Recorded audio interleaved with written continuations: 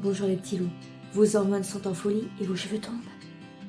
Pas de panique, on va voir ça ensemble tout de suite. Bonjour les petits loups. Alors, il peut arriver qu'on a de la perte de cheveux et qu'elle soit due aux hormones. Soit parce qu'il y a un dérèglement hormonal, soit suite à une grossesse. Donc je vous dis tout de suite, pour les conseils que je vais donner aujourd'hui, si jamais il y a un problème hormonal, demandez quand même à votre médecin, parce que là je vais vous prescrire des choses qui touchent aux hormones, et du coup, vaut mieux avoir son accord. Et si jamais vous avez été enceinte, les ingrédients que je vais vous dire que vous pouvez les utiliser que hors du cas de la grossesse et hors du cas de l'allaitement. Mais une fois que vous avez fini d'allaiter, il n'y a pas de souci. Ça marche? Allez, c'est parti. Si votre perte de cheveux est hormonale, il y a de grandes chances que l'oestrogène peut vous aider. Et il y a des ingrédients qui miment l'oestrogène.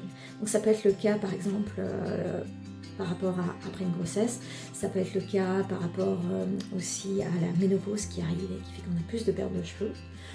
Du coup, à ce moment-là, je vais vous donner des ingrédients que vous pouvez utiliser, faire une petite synergie par rapport à ça, contre la chute de cheveux hormonale. Alors pour ça, ça dépend si vous voulez quelque chose de huileux ou si vous voulez quelque chose d'aqueux. On va commencer par quelque chose de huileux.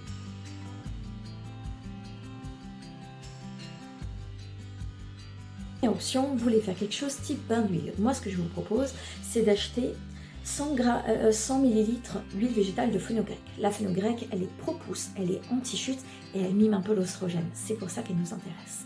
À ça, ce que vous allez faire, vous allez acheter 10 ml de moutarde. Le petit de moutarde, le petit, ça suffit. D'accord? Et vous allez aussi acheter 10 ml de ricin.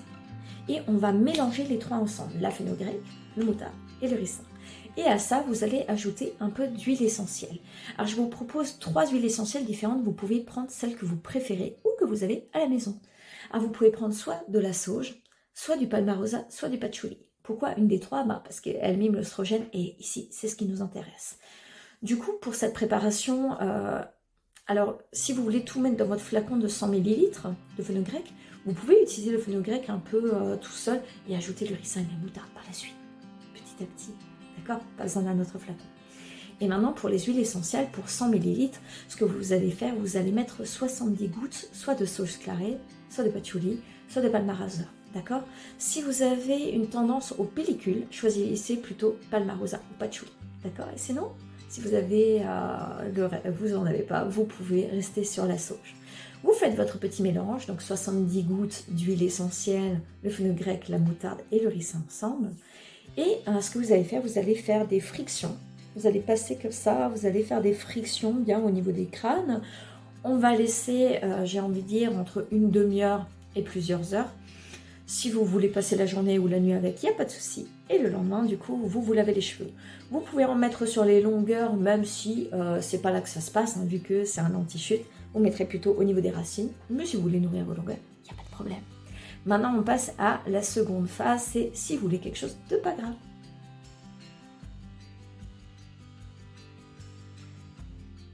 Si vous voulez quelque chose de pas grave, ce que vous faites, c'est vous prenez en fait un hydrolat, donc encore une fois, soit de sauge, soit de patchouli, soit de palmarosa. Vous prenez votre hydrolat, vous mettez un petit spray dessus, hein, ils vendent chez Aroma les petits sprays que vous pourrez mettre dessus. Et ce que vous allez faire, en fait, vous allez mettre dans cet hydrolat un peu d'actif. Moi, je vous propose de mettre maintenant du provitamine B5, pourquoi pas. Et du coup, un petit flacon de 5 ml dans votre hydrolat, ce sera parfait, ce sera très bien. Et si vous êtes chaud, vous pouvez acheter un peu de maca vital qui est aussi anti-chute et là mettre le flacon de 10 ml. Donc après par contre avec le maca ce sera un tout petit peu plus lourd, c'est pas gras mais c'est déjà un peu plus visqueux quand même, donc si vous voulez pas cet effet vous restez sur la provitamine.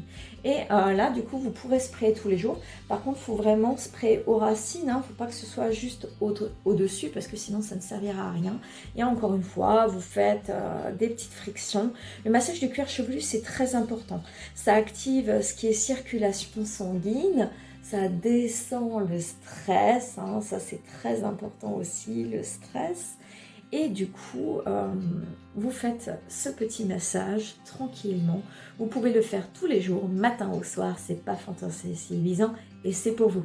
Voilà pour lutter contre la chute de cheveux hormonale. Je vous fais plein de gros bisous.